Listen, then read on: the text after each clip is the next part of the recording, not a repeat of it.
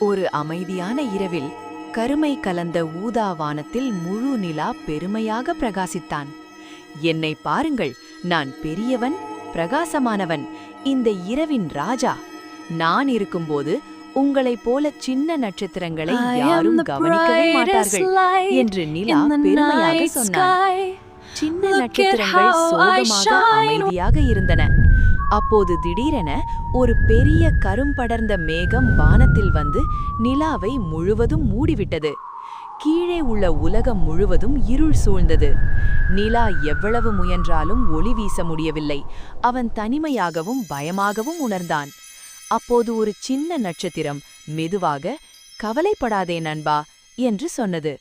ஒன்றன் பின் ஒன்று ஆயிரக்கணக்கான நட்சத்திரங்கள் தங்கள் சிறிய ஒளியை முழு வலிமையுடன் மின்னச் செய்தன.